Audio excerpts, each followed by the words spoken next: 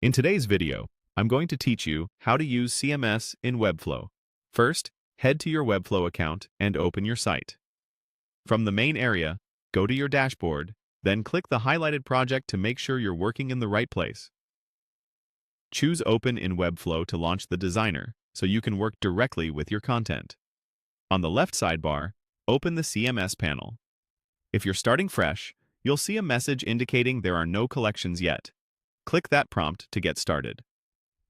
Next, select Create a Collection. You can browse through collection templates to speed things up with a pre-built structure, or use them simply for inspiration.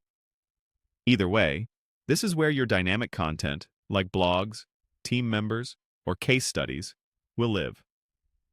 Open collection settings to configure the core details. Click into the collection name and choose something clear and plural, like blog posts or projects, so it's obvious what this content is about. Then click the collection URL to set the slug.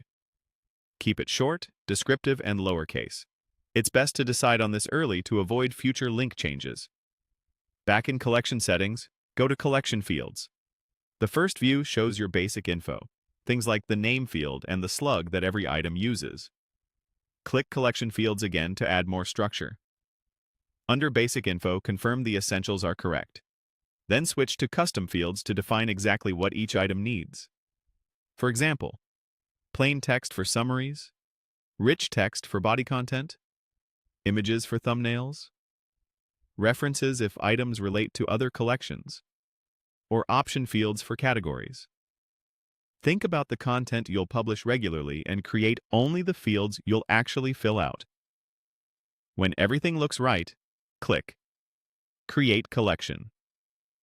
Webflow will generate a matching collection template page that's ready for dynamic design and layout. Now, to connect this with eCommerce features, open the eCommerce panel on the left. Click Products to view or prepare product-driven content, then Categories to group those products meaningfully. When you're prompted, click Let's do this to start the built-in onboarding. Work through. Set up your store to handle core settings like business details and preferences. Then choose Design your store to shape how your product pages and category lists look.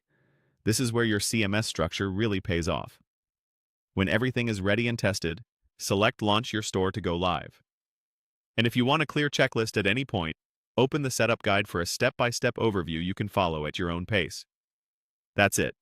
Your CMS is structured, your settings are dialed in, and you're set up for a scalable workflow.